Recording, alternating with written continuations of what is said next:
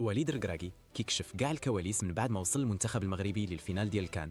هضره قاصحه ومن القلب على الطريق اللي دزنا منها من 2004 وحنا كنتسناو هاد اللحظه. هاد التاهل كنهديوه لسيدنا الله يشافيه ولهاد الشعب اللي ديما ورانا وكيستاهل يفرح من قلبه. الماتش ضد نيجيريا كان من اصعب الاختبارات. طحنا مع فرقه قويه ومنظمه، ولكن الدراري كانوا واجدين تكتيكيا وتقاتلوا على كل كره باش نحققوا هذا الرباح.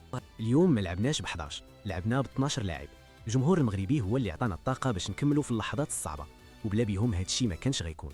إيغامان لاعب صغير ومستقبل كبير قدامه، والنصيري بين بلي راجل وعنده كاركتير قويه ملي طلب يماركي اخر بيلانتي اللي وصلتنا للفينال. ابراهيم دياز وايوب الكعبي كيموتوا على التوني. هاد الروح القتاليه هي اللي خلتنا فرقه واحده والكل كيضحي على قبل الرايه الوطنيه. نايل العيناوي دخل دغيا في الاجواء، لعب متواضع وبذكاء تكتيكي عالي، وغادي يكون عنده شأن كبير مع المنتخب في السنين الجايه. الانتقادات ديما كاينه، ولكن الجواب كيكون في التيران.